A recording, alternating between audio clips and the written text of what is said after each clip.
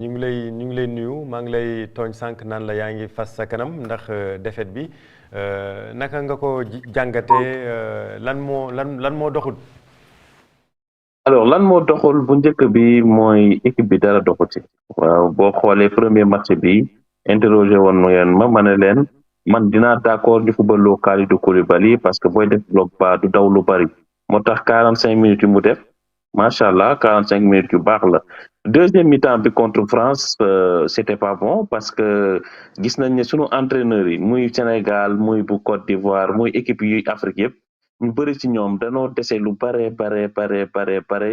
ci lire match maa ngi ko doon commenter fenn dañuy jouer 2 minutes ma ne France changé na dindi na 4-2-3-1 andi na 4-4-2 ñun on était en 4-3-3 ak Olise ak Mbappé Olise nekkoon deuxième attaquant di tourner ci digg bi moom moo doon ñëw ci milieu bi pour apporter surnombre moo tax sunu deuxième mi-temps sunu joueur yi existé wul contre France boo ñëwee démb yow da ngaa bëgg a attaquer xam nga ni boo joué loo Kalidou Koulibaly ci kaw muy war a gérer transition défensive di daw di jëm ci kawam koo xamante ne toog na ñetti weer footballul boo ko joué loo 15-20 minutes day sonn premier but bi parce que dafa daw ñeenti yoon jëm kawam bal bi amuloon benn danger mais mënatul relance tànk yi dañuy diis moo tax mu jox ko norvégien bi mu dóor mu dugg boo xoolee kon approche match bi sunu entraîneur bi gisul parce que booy joué bloc haut lu ñu may chance ci demi-finale finale Coupe d'Afrique Sarr mi ngi fi woon xale la mën na dàqe loolu la booyaan est-ce que mën na dàqe moom mënul dàqe Kalidou Koulibaly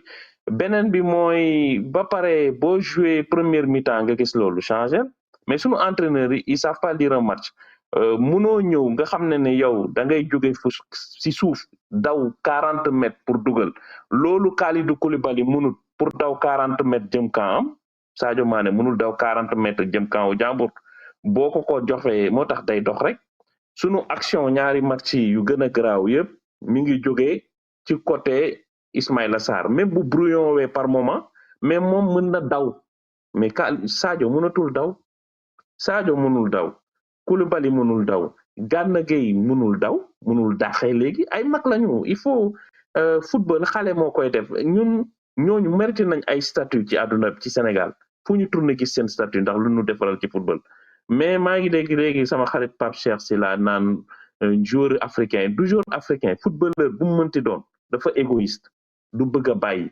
Messi bàyyiwul Argentine Cristiano Ronaldo bàyyiwul Portugal footballeur mënul bàyyi mais nag entraîneur bi moom mooy jël ay responsabilités bu nekkee ne yow da ngaa ñëw gérer équipe nationale Sénégal man début bi laa xamante ni suñu sori gëmuma ko woon nga génnee liste gars yi def la pression ñi nga waxoon ne ñoom ñooy dem nga ne leen non finalement ñoom ñooy toog ñi nga newoon dañuy toog nga woo leen la veille nga ne leen da ngeen di dem nga ne Chérif Ndiaye yow yaay dem yow ak Mbaw finalement yéen laay génne te ñoom waxoo leen ko woon ñeneen nga waxoon ne ñoom ñooy dem nga jékki-jékki ngeen réunion après nga woowaat Chérif ne ko non finalement mën nga dindiwaat say bagage yow da ngay toog Mbaw ak Ilay Camara mooy entraîneur du loolu entraîneur sa kàddu déjà bu ko gars yi commencé xam ne dooy wax dëgg duñ la respecté donc ñun on a un problème de management parce que démb man dañoo joué 5-10 minutes nga gis organisation Norvège ñoom ñëpp dañuy regroupé wu ci digg bi bàyyi eli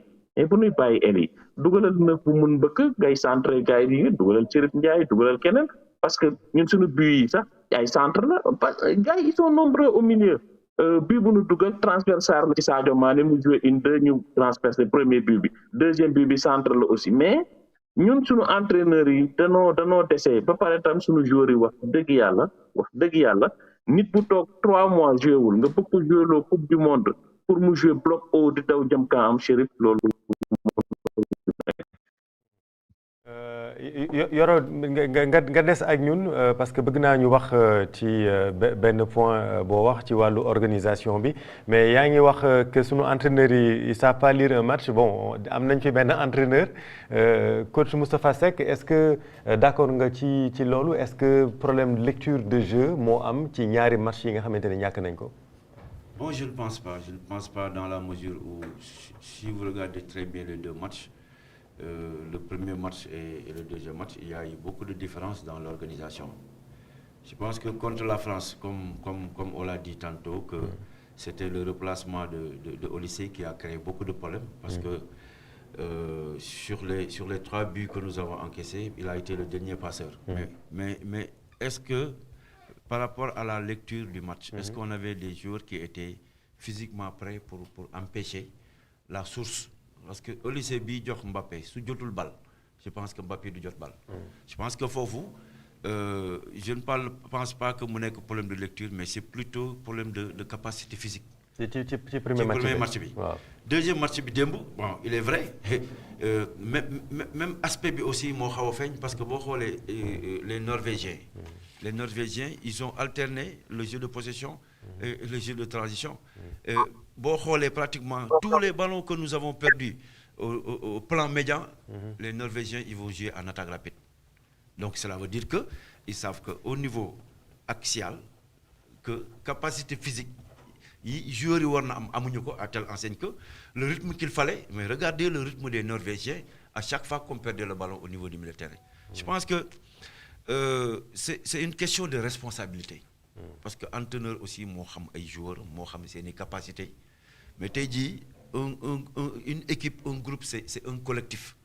Mais s'il y a un joueur kese buy flancher rek dafay répercuter sur l'ensemble, donc sur le collectif.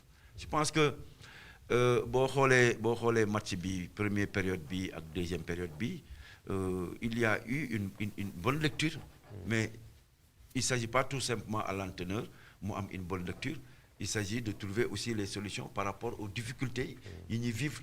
Mais si ces difficultés ne sont pas sur le plan tactique, si c'est plutôt sur le plan physique par rapport à tes joueurs, là ça devient autre chose. Donc problème bi joueur yi la du entraîneur bi.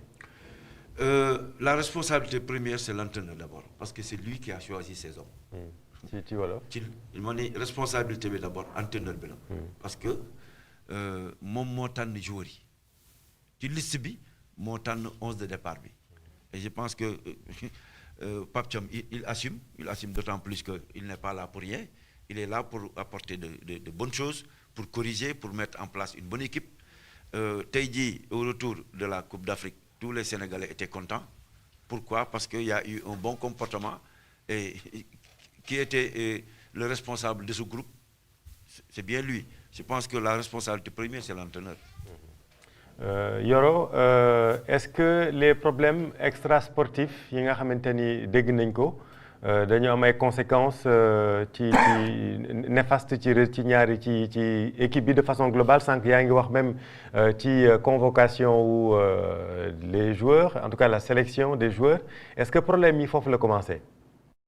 waaw avant ma laa tontu damay wax tuuti ci aspect tactique bi man sa entraîneur boobu ànduma ak moom. boo ñëwee nga jël France tu joues 4-3-3, yow tu as 3 milieux de terrain. Français ils viennent avec un 4-2-3-1, ils ont une pointe haute, c'est-à-dire un 10 qui s'appelle Ousmane Dembélé. ñu gis ne première mi-temps yow Sénégal tu as étouffé leur milieu mu ñëw il passe en 4-4-2 plat. léegi boo demee ñoom bu ñu yoree bal bi Doué yor bal bi côté gauche parce que Doué dañ ko yóbbu carrément côté gauche. di lu muy def day dugg ci digg bi bàyyi couloir bi ak Koundé ci digg bi ñoom am nañ dem ñetti joueur am na Dembélé am na kii nii comment il s'appelle Rabiot am nga Tchouaméni léegi nga am un joueur boo xamante ni il se déplace entre les lignes muy Olysée muy benn joueur de plus muy quatrième ñun on est 3 milieux de terrain noo koy marqué il faut mu am benn défenseur central buy reprendre l'antenne le temps que la connexion se stabilise parce que li ngay wax am na solo mais coach àndul ci li nga wax lan nga ci mën a. Oui, je lui concède ça, c'est son avis. Mais aujourd'hui, je pense que pour pouvoir mettre en place une bonne organisation sur le plan tactique, il faut avoir les ressources nécessaires pour mettre en pratique tout cela. Je pense que dafa am loo xam ni ñu ci bari dañ koy xaw a réere mbir. Parfois ñuy wax oui organisation tactique bi fii on joue en 4-4 gis nga organisation yooyu déjà quand je vous dis qu'au football bu may dégg nit ñi ñu wax ay 4-2-3-1 ça c'est pas une organisation. Ça, c'est une variante par rapport aux 3 organisations de jeu qui existent dans le monde entier. Et ça, c'est conventionnel. Si nous revenir un peu par rapport à ce que je disais, qui match contre France, je me dis que ce n'était plus un problème qu'il fallait régler sur le plan tactique seulement. Parce que, Taïdi, si vous n'avez pas les ressources nécessaires, je me répète encore, pour pouvoir contrecarrer l'adversaire, mais il faut avoir des défaillances sur le plan tactique. Taïdi, le comportement du groupe contre la France, deuxième période, avec contre Norvège, mais on n'a pas senti quand même cette fébrilité sur le plan physique. On a senti un groupe qui montait en puissance sur le plan physique, d'autant plus que les 10 dernières minutes que nous avons joué contre la Norvège, mais il y avait de l'intensité pure. La Norvège a fait la même chose presque tout le match, à part ces 10 dernières minutes-là, parce que Bobo, il menait au score et qu'il voulait conserver le résultat, mais contre la France, je pense que ce n'était pas seulement un problème tactique,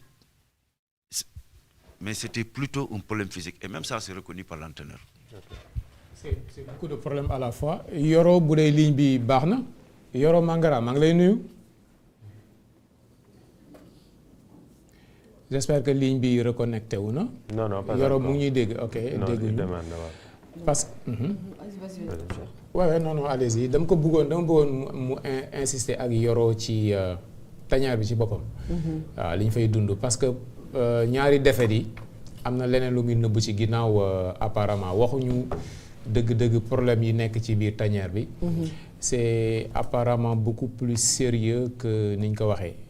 ñoom jëm nañ ko étouffer nag ci seen point de presse avant ak après match. mooy les problèmes extra sportifs. voilà mais mel na ne tanière bi sérénité bu fa war a am pour ñu def compétition bu war amu fa. bu connexion bi ñëwaatee xëy na Yoro mën nañu si jox. waaw Yoro moom dinañ duggaat ak moom léegi en liaison ñu leen di fàttali ni war nañu dem tamit fële ca marché Castor ndax soxna Lalla Rasoulele mi ngi foofu.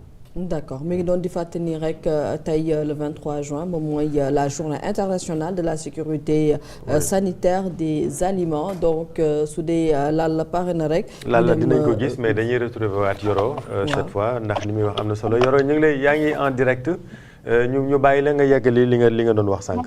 ci positionnement bi. ci dispositif tactique bi mën naa doon commenter match bi pour une chaîne internationale. bu joué 2 minutes Deschamps dafa indi un 4-4-2 plan.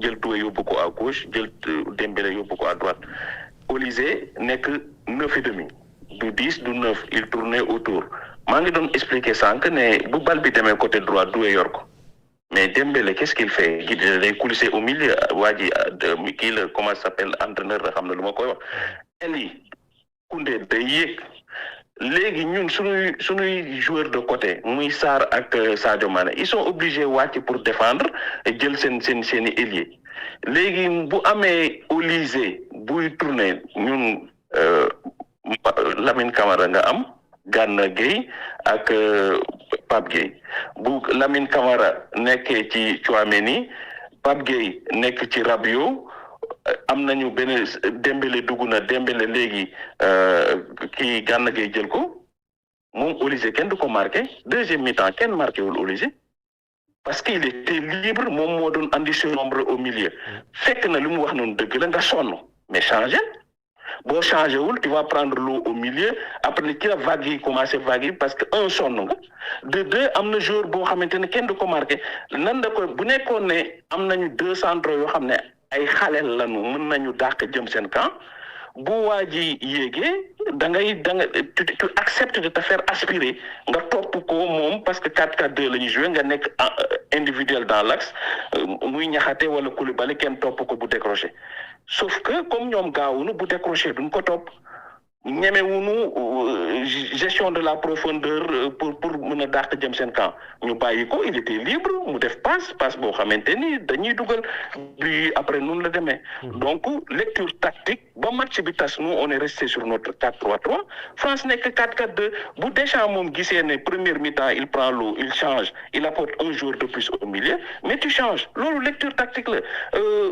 ñoom moom ci boppam après match bi il a reconnu oui parce que après on n'arrivait pas à gérer le cas oui parce que tu n'as pas fait les changements tactiques qu'il faut démb c'est pareil pour man entraîneur boo xoolee Emerse Faé c'est pareil tu joues contre l'Allemagne tu 1-0 1-1 il reste 2 minutes tu fermes la boutique munoo ñëw suñu entraîneur di wax dëgg yàlla tàngu na boo ñëwee Allemand yi il reste 2 minutes mais ferme les lignes de transition les lignes de passe nga bàyyi leen jouer ci côté yi mais benn passe mu jóge milieu casser 2 lignes waa ji contrôler sa surface door mu dugg il reste 2 minutes mais loolu du au fait boo ñëwee après ci organisation bi.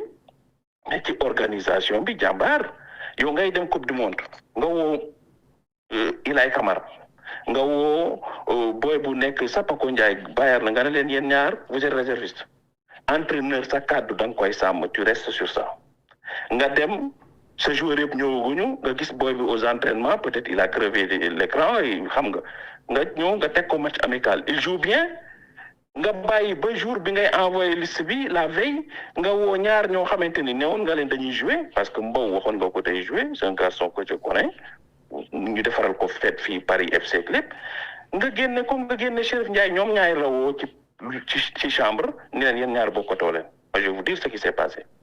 Chérif nekk fa di toj oui c'est ce qui s'est passé di mer kii ñoom ñaar ñoo ànd seen nekk di defare seen bagage ñu woote réunion. ñu woote réunion cadre yi il y avait Gana Gueye Sadio Mané il y avait Pape Thiaw il y avait Kalidou je sais pas qu'est-ce qu'ils se sont dit mais Pape Thiaw moo ñëwaat ne léegi Chérif finalement tu restes dans le groupe Ilay Camara loon génne et loolu quand tu le fais tu perds ton groupe tu perds des joueurs parce que dañuy naan yow doo entraîneur kaddu kese la am léegi yow si tu nga perdre sa kàddu foofu ngeen dem ñii di la wax ay signé wuñu sa contrat parce que la réalité fédération bi dañ ko ñàkk wóolu moo tax signé luñ ko contrat dañ doon xaar coupe du monde bi nu muy demee comme nii toog la nu gën a jege que jàll comme ça bu nu toogee ne ko sa contrat jeex na ils ont fait traîner les choses mais loolu Yoro avant ñuy dem coupe du monde la jolli naka la ñu ñàkk wóolu Pape Thiaw te mu gañeel ñu coupe d'Afrique. waa xam nga moom laa lay wax Chérif moi je dis pas que Pape Thiaw n'est pas un bon entraîneur wala nekkul un grand entraîneur mais réservoir footballistique bu Sénégal yor tey réservoir u joueur kooku mënti jox il a 1000 chances de gagner en Afrique que de perdre loolu mooy dëgg tu as 1000 chances de gagner en Afrique avec joueurs yi nga yor que de perdre en Afrique je dis bien après boo demee ailleurs bu nekkee ne même boo sur le plan démb booy xool de non football rek tour je crois pas que norvégiens yi ñoo ñu ëpp ay tour am nañ ay joueurs yu mag nag ay Sorloth ay Haaland ay machin mais le reste c'est un peu plus homogène mais booy dajeeg genre équipe yooyu entraîneur Norvège bi il a entraîné en Bundesliga il a entraîné au Danemark ak Copenhague ñoo lay ëpp bouteille c'est-à-dire approche match yi du bokk moi j'ai rien contre Pape Thiaw on se parle au téléphone de temps en temps mais jàmbaar ñun ñëpp c'est ñun entre Afrique au fait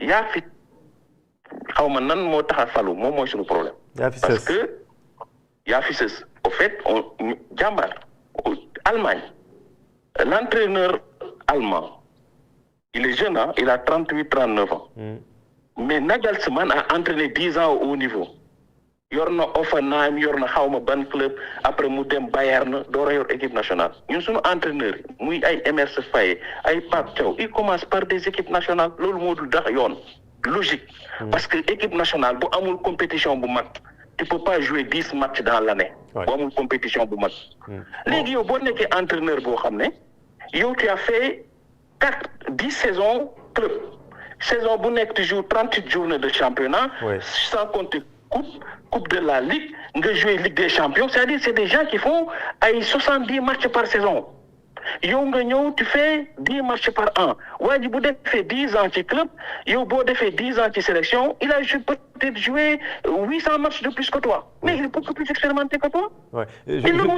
Juste benn question parce que Pape Cheikh mi ngi la doon interpellé sànq mais bëggoon naa nga ñëwaat ci li xew dans les coulisses parce que li par exemple ni ñu génnee Chérif Ndiaye wala ni ñu ko naroon génnee ba finalement tu restes tu pars est-ce que yooyu yëpp comme ni ko Adja doon waxee nekkul moo d'éteindre un peu ci la vie de groupe. Allô. oui Yoro yaa ngi may dégg allo. waaw sa dernière question nga ne. waaw man dama doon wax ni sànq yaa ngi wax li nga xamante ni moo xew bi ñu waree génnee ñaari réservistes yi demal finalement non da ngay toog lii xew ci Chérif Ndiaye comme ni nga ko waxee est-ce que nekkul yooyu yëpp booleeg coowal contrat Pape Thiaw bi moo yàq la vie de groupe. mais loolu moo koy yàq parce que après da nga yor ay joueurs ñenn ñi dañuy xam ne c'est pas toi qui décide. C'est ça le problème de nos sélections c'est pas toi qui décide yow nga ñëw nga ne ñaar ñooy génn bu ñu lay rey sax ñaar ñooñu dañuy dem parce que loolu nga wax nit ñi bi ngay conférence de presse Sénégal moom moo taxaw mu ne am na ñaar ñoo xam ne wax nañ leen ba pare ñoom ñooy dem c'était Sapoko Ndiaye Ilay Camara lu tax léegi Sapoko Ndiaye bokk ci jouer 26 yi nga génnee ñeneen loolu boo ko defee tu montres aux autres ah non c'est pas moi qui décide c'est le vestiaire qui décide c'est les cadres qui décident Emerse Faé Pépé waxoon fii xawma lan kii du Ivoirien hop nga génne kii ne jëloo ko c'est pas cadre sportif parce que tu as reçu des pressions ailleurs nga ñëwaat coupe du monde nga dugalaat ko mooy il ne décide pas. mais Mbow ak Chérif Ndiaye dañ doon déconné bi ñu leen génnee. Chérif Ndiaye dafa déconné dem néegam moog Mbow pour defar seen bagage bu ñu demee di defar seen bagage la gars yi réunion. ñëwaat 1 heure après ne ko finalement tu peux déballer tes bagages yow da ngay des même boobu yow da ngay dem loolu mooy lan. en fait les gens ils se rendent même pas compte on parle d'une équipe nationale c'est pas ASC Mbëlëxe. les gars ils sont pas sérieux nga ñëw entraîneur amul prix amul fu ñuy toogee gars yi di jël di sandwich ci fii ñi loolu mooy lan. en fait Chérif les gens ils sont pas sérieux. dëkk bi dañoo yaakaar ne football caaxaan la football du caaxaan. football gars yi dañuy investir ay millions ci kawam parce que day tax ñu xam sa dëkk ci àdduna bi et puis c'est un vecteur de développement boo demee dans toutes les grandes villes du nord de l'Angleterre là nga xamante ni ay usine charbon moo fa nekkoon ay Liverpool ay Manchester Pape Cheikh xam ne lu ma koy wax mais léegi lan bu uy amatul lan moo tax foot seen dëkk yi ay musée sport lan am ay y a des millions de visiteurs par an pour ne pas dire par mois mooy développer dëkk yooyu yàq le sport mais ñëw au fait ñun Sénégal ñun dañoo tardé bilaay Chérif baal ma de. non vas-y Pape Cheikh am na laaj moom la bëgg a laaj.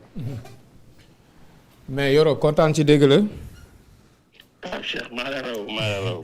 bon laaj bi daanaka tontu nga ko sax mais fii on est loin vraiment ci tanière beeg yooyu mais dañuy am sentiment que ne problème bi c'est beaucoup plus profond que li ñuy yëkkati rek ci kaw. problème bu sérieux moo nekk ci tanière bi fi mu nekk nii ba tax na performance waruñu ko mën a xaar. waaw mais problème bi bu njëkk mooy gis nga passe droit dafa am ci équipe yëpp faut pas se mentir. passe droit dafay am ci équipe yëpp entraîneur day déglu cadre yi da leen di déglu.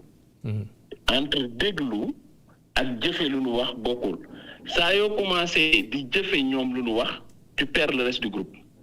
tey jii nii nan nga mën a waxee aujourd'hui un Assane Diao qui se qualifie en Ligue des Champions avec comme dem nga Coupe du Monde c'est 0 minute pendant ce temps tu fais jouer Sadio Mané te yow xam nga ni yow bu nekkee ni tu joues bas pour def transition mais loolu mënatu ko rarement yi nga koy gis les rares fois où tu vois Sadio Mané c'est bu waree accélérer 10 mètres centré loolu mën na ko ba léegi parce que loolu dese na ko mais yow bu nekkee ne yow ñëw nga Coupe du Monde jël nga joueur bu mel ni Diao joué loo ko. nga jël Iliman Ndiaye joué lu woo ko nga jël et cetera mais dañ leen naan mais est-ce que waa ji mi ngi seetaan entraînement yi nga ñëw toog nga 10 jours di préparer wu Kalidou Koulibaly joué wul nga ñëw nga jël ko brassard nga joué loo ko mais yeneen défenseur dañ naan ñoom kañ la ñuy joué après tu perds tout le monde parce que déjà. fédération bi ak Pape Thiaw jubóowuñu loolu mooy dëgg. Pape Thiaw ñoom fédération bi dañoo mer li tax Pape Thiaw dem wax ak ministère bi directement pour son contrat ñoom ñëw ñu ne ko Pape Thiaw ne leen 50 millions lañ ko fay ñu ne ñoom 18 millions lañ ko mën a fay. 18 Pape Thiaw ne leen non 18. Pape Thiaw ne leen 18 yi dafa tuuti ñuy négocier affaire Pape Thiaw dem wax ak ministre bi fi nekkoon la femme là. ñu juboo ci 30 millions. ñoom fédération bi ñu mer ñu ne lu tax Pape Thiaw dem di négocier ak ministre bi di leen tëb. guerre bi loolu moo ko indi seen diggante. léegi ñoom nag li ñu bëggoon mooy bàyyi ko mu dem coupe du monde bu affaire doxul sax ñu jaare fa ne ko voilà jàmbaar on te remercie.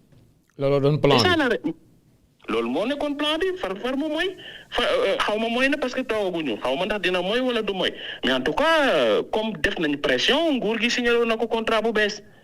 et ma wax la benn affaire waxal waaw benn affaire. mooy entraîneur yu ñu yor mën nañu gagner Afrique. Parce qu'on a beaucoup de talent dans cette équipe pour gagner en Afrique. Mais pour gagner àdduna bi dans le monde, il faut autre chose. Gis nga waxoon naa ko ci Amara Traoré waxoon naa ko ci Aliou Cissé.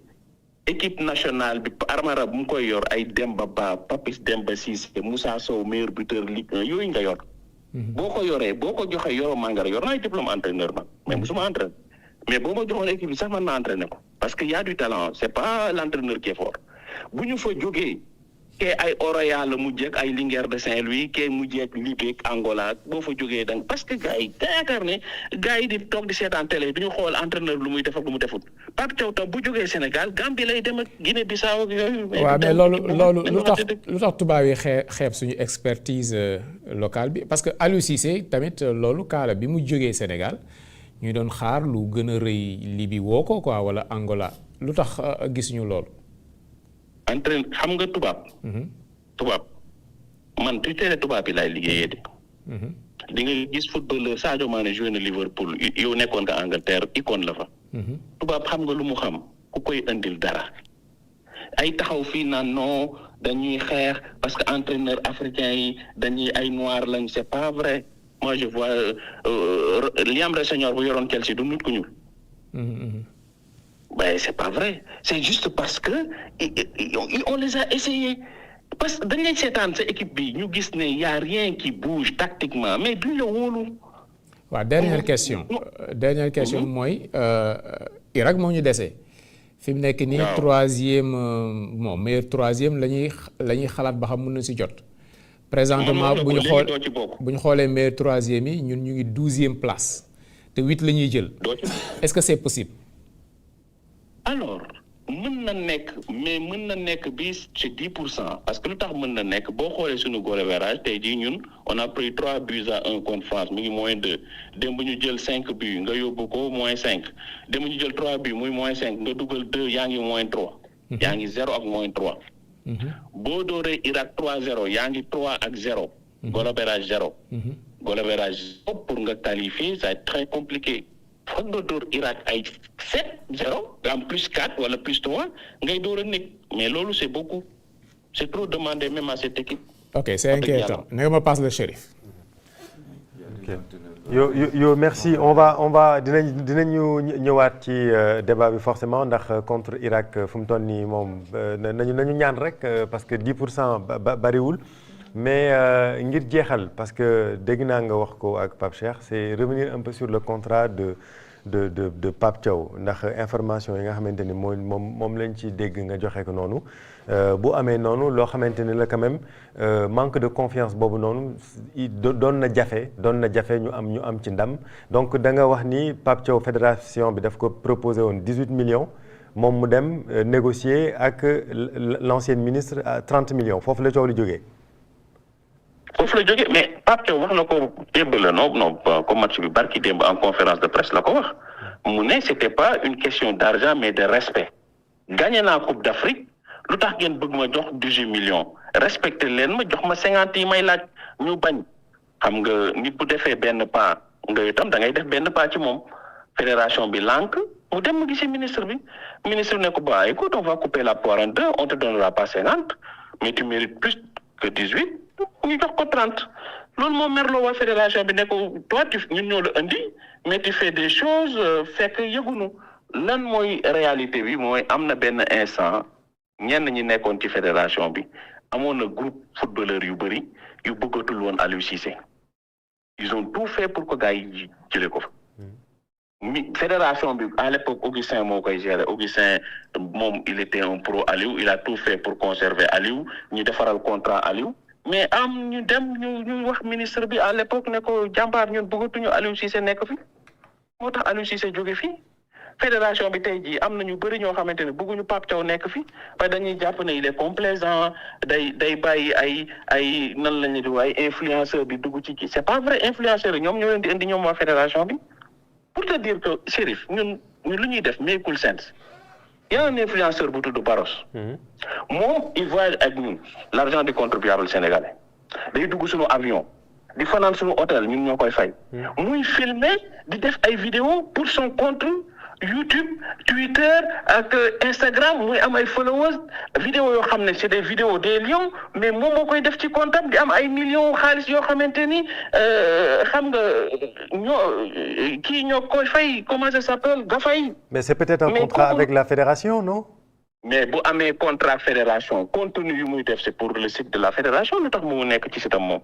yow man ma nekk contrat sur yow mais man lépp lu may def c'est pour man ba pare man maa lay jox hôtel maa lay jox billet d'avion au fait makeul sense tey jii nii am nañu gérer réseaux sociaux équipe nationale France mën nañu dem filmer Mbappé def vidéo ak ñoom ak yooyu mais xalaatoo diffuser ko sur ce site internet à toi lu tax def ci France nekk fii fédération française nga war a dem ñuy am ay abonnés di am ay kii gars yi di cliquer ñuy am après ñu leen di fay mais yow la ñuy fay lépp.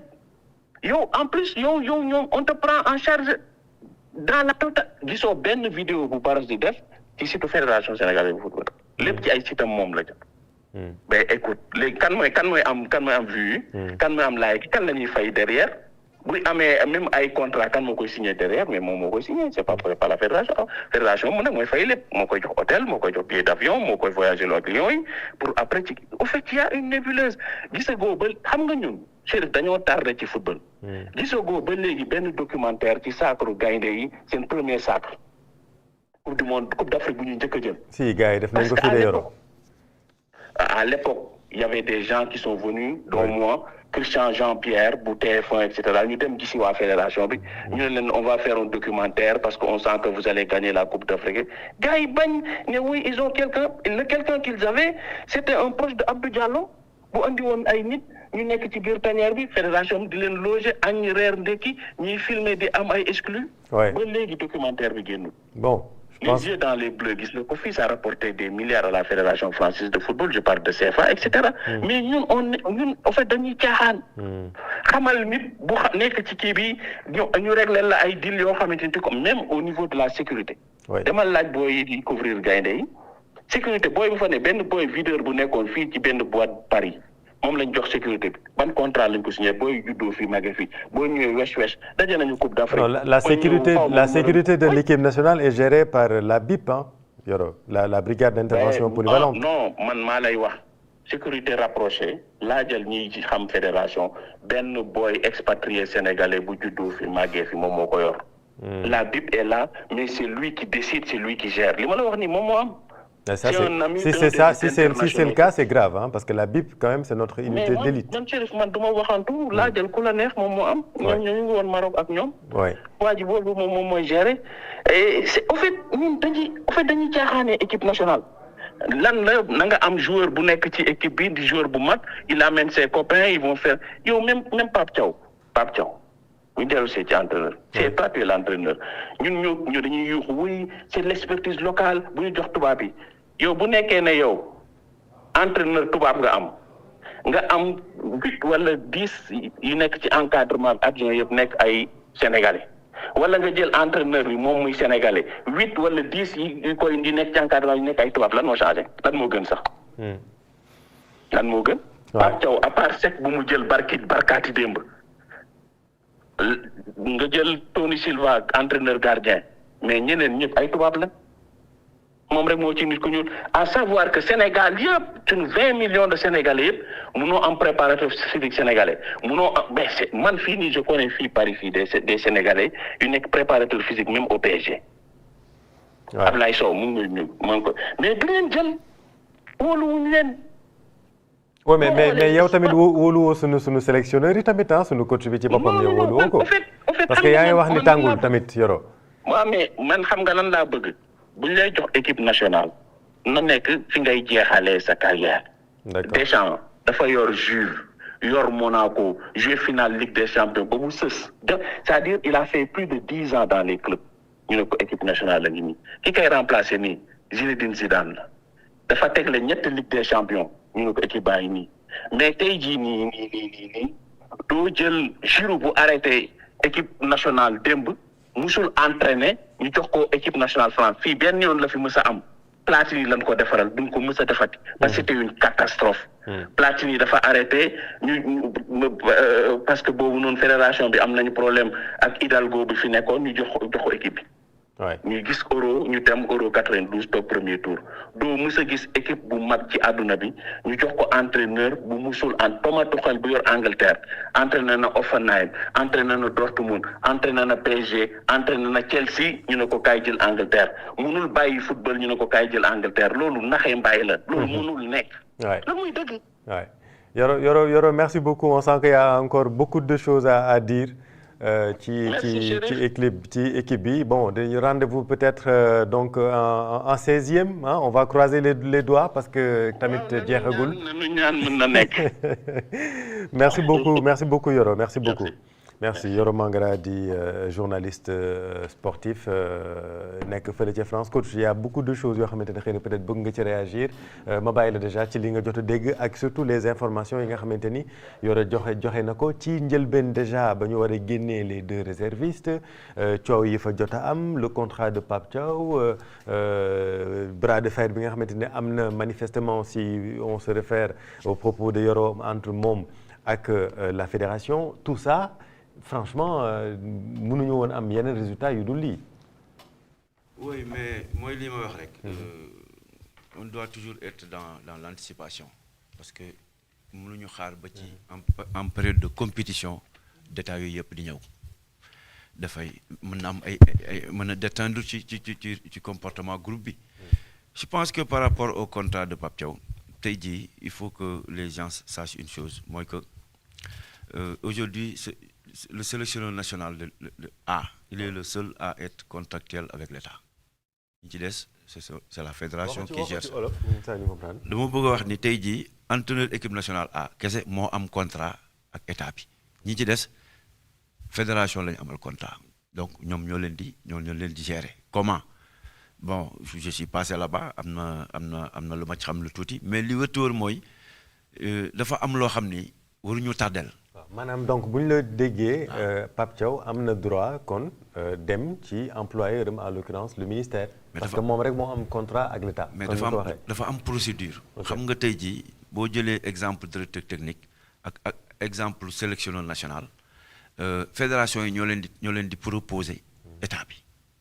ñu doog a valider donc entériné ko. tey jii si on me dit que Pape Thiaw dafa dem waxtaan ak directement ak ministre bi mais. Comment ça s'est passé? Pourquoi ça s'est passé comme ça? Est-ce que waxtaanul ak fédération bon am na détails yoo xam ne tant que maîtriser mënoo ci sori. yow nekkoon nga sélectionneur équipe nationale locale. oui mais sa contrat yow naka la demee woon. non c'est que c'était avec la fédération. avec la fédération. bon contrat yi sax ba au moment où je vous parle muñ na ko signer parce que dafa am ay ministres fi jaaroon affaire bi am ay complications. ba à un moment donné. mënatuñu woon ban les sélectionneurs là ñu nekk entraîneur ci club yi.